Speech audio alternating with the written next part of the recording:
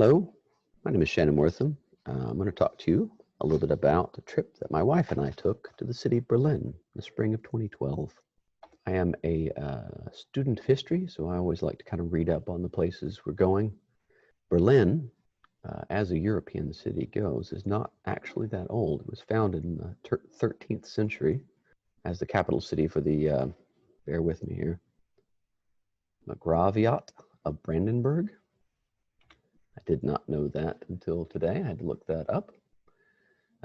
Since its founding, it's changed hands, controlled the different governments, empires over time, but it all seemed to be a succession of angry-looking birds.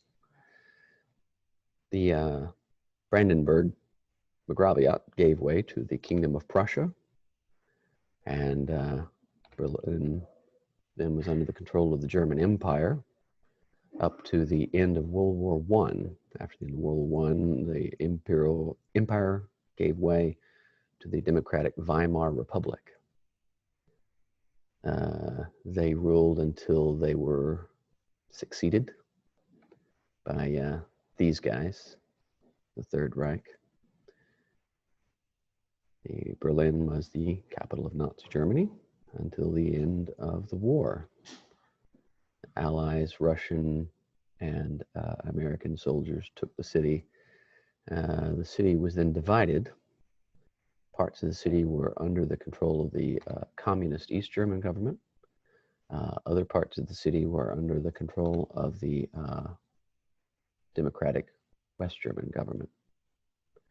This arrangement lasted until 1990, a series of economic and political change resulted in the collapse of the East German government and the reunification of Germany. Berlin is now the capital city of unified Germany. Germany is in a lot of ways a old and new city kind of all at once. I thought this photo illustrated it pretty nicely. This is the Spree River. It zigzags through Berlin. Here you see primarily all new construction, all the apartment blocks and office buildings around here, completely contemporary, other than that one there on the right with the ivy. You have this bronze statue in the foreground, completely rebuilt canal. It's very typical of Berlin, I found. It's a very sort of open and welcoming city, lots of open space and squares and plazas, and as I mentioned, it's all very modern transit, buses and trains. They don't have much of by way of a subway system, but they do have a lot of above ground rail. It's another sort of example of the new and the old. On the left here is the semi-enclosed roof structure over a place called the Sony Center. Several buildings, all sort of unified as a sort of outdoor shopping mall, retail space. The structure here on the right is the Brandenburg Gates, were built in 1791, contrast with the Sony Center, which was built and opened to the public in 2000. It's one of my favorite little bits. This is the oldest bridge in Berlin. It's called the Jungfernbridge. It was opened in 1701. It's a purely pedestrian bridge. As you can tell by the gears and chains, it's also a drawbridge to allow boat traffic to pass through the canal. I just love the steampunk look of that thing. Anyway. Germany's history has definitely left its mark on Berlin. It is not completely new and renovated. Here, for example, is the nearly intact Cathedral of Berlin. Looks fine. It sits on the island, an island in the middle of the Spree River known as Museum Island. I'll talk a little bit more about that in a little bit, but it's a lot of public space. When most people think about Berlin, the thing that comes to mind most immediately is the Cold War and the Berlin Wall. Since the collapse of East Germany and the reunification, they've gone a long way to erasing most all of the old wall. This is a small section of wall in Situa, where it once was a barrier between the two, east and west. They've taken out alternating sections and then put these, historical plaques explaining the history and construction of the wall, its demolition. While they have taken most of the wall down, there are still sort of traces, sort of a remembrance of the scar, if you were. If you see, coming from the base of the wall, marks in the pavement there on the left, on the right is a series of cobblestones, and those just pass through the city. If you didn't know what you're looking for, you might not even know it was a thing, but they cross roads, they pass underneath buildings, they, through squares and plazas, marking where the wall that used to separate Berlin no longer exists. Here is an aerial photo of Potsdamer Platz. That is the section of wall from the previous picture. And the markers lead off each side. It's kind of hard to make out, and I wish I could I tried to find a better picture, but this is just a Google Maps aerial satellite picture. But the markers go through here. Take it away, you can kind of see there's passes through the street in the median below, it passes through the sidewalk of the building above. If you know what you're seeing, it's there to be seen. Anyway. It's also difficult to talk about Berlin and Germany without at least a mention of the Holocaust. What we see here in these photos is the German name translates to Memorial to the Murdered Jews of Europe. It is it's more often referred to as just the Holocaust Memorial. It's an area of several acres filled with these cement slabs. Photo here to the left, you see these are just a couple inches thick, but as you move into the center, it's kind of bowl-shaped, and they've been eventually taller than a person. By German law, when the monument was constructed, the spaces had to be wheelchair accessible, so that gives you some idea of how far apart the monuments, the slabs are from one another. And it's a very somber place. Makes you, I don't know, feel the gravity of that event. This is just near Potsdamer Platz in the old heart of Berlin. If you're there, I recommend you spend some time there.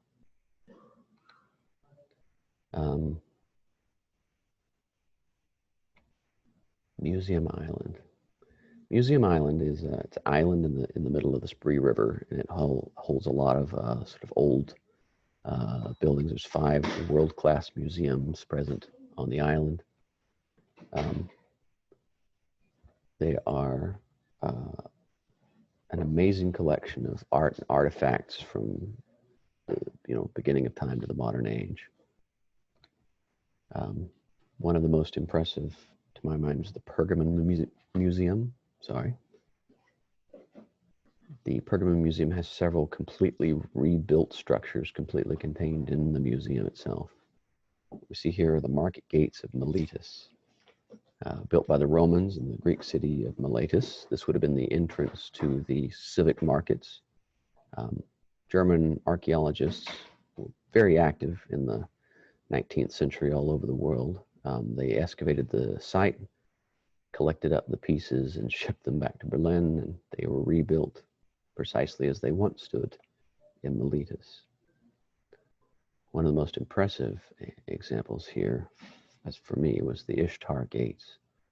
They were built in Babylon by King Nebuchadnezzar II. Massive gates made of these glazed bricks that formed pictures. These were not even the largest of the gates. This was the smaller inner gate. This was built in about the 5th century BC. Again, German archaeologists working in the Middle East excavated the site, dismantled, shipped, and rebuilt the gates in the museum itself. This is the altar complex of the city of Pergamum. It's the namesake for the museum. This was not a temple. This was a smaller feature of a giant temple complex. Up these steps and through that portico would have been the altar to the god or gods that the temple was meant to serve. Not completely sure historically. It was maybe Zeus, maybe Hera, maybe Athena, maybe some combination. This was built in about the 2nd century BC. It's just super, super impressive. Anyway. I always love to see sort of little examples of daily life and human nature. So I have a collection of photos that follow are my personal interests. It's a couple of hands. The ancient Egypt, the statues are long gone, but I love the 2 people holding hands. We're looking at here is a statue, Roman marble. It's a child playing knuckle bones. You see the 2 knuckles there. It was like a dice game. You throw the knuckles, and depending on how they landed, you got various scores. It was also a hugely popular gambling game, but I doubt this kid's gambling for too much. These are dolls. On the left, it's a doll. You can see where they probably had jointed arms there. Materials on the left are miniature pots and cooking and serving utensils and a mirror. On the right are some other jointed dolls. Their arms and legs would have moved. They probably would have been dressed. But there's yours truly. This is me looking at a case that contains some Egyptian game boards. The circle to the near side is the snake game. The rules to that game are lost to time. The rectangular board at the back is a game called Sinet. It was played in Egypt for thousands of years.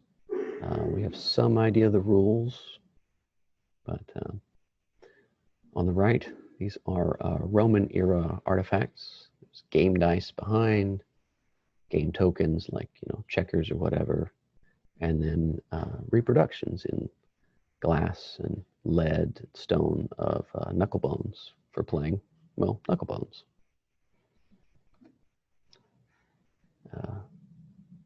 These are all, of course, artifacts from the various museums on Museum Island.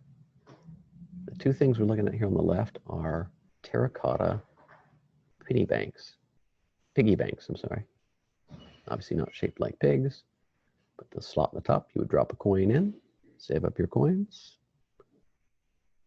The 2 items also pictured here, one is an ancient coin from Athens. It's an old silver nugget that was stamped with the city seal. The bottom right there was a coin from the reign of Caesar Augustus. Very well might have dropped those into a piggy bank for safekeeping. This is a 1 million Canadian dollar coin. It's about the size of a manhole cover. It weighed 220 pounds. It was super cool just because of what it is. It's a solid gold coin. About 5 years after I took this picture, thieves broke into the museum. One of them worked as a guard. They knew a faulty window. They broke in, hauled the coin out the window, carried it to a wheelbarrow, and wheelbarrowed it down the street to their getaway car. They were later caught, and in fact, earlier this year, they were sentenced to jail for the theft. Needless to say, the gold has never been recovered. Anyway, enough about museums. Let's talk about German culture and cuisine. Germany, as you know, loves beer. Beer, beer, beer. They have myriad of different little breweries all over. It's said that there are hundreds of different beers in Germany. It's not that there are hundreds of different kinds of beer. They really only make about the same, 5, 6, 7 types of beer, but hundreds of different breweries. German food tends to be meat and potato heavy. There's a picture on the right there that is Germany's contribution to world cuisine. Spargel, which is white asparagus topped with hollandaise sauce. Wiener Schnitzel, which is pork breaded and fried. And in the back there are fried potatoes. And of course, a giant beer.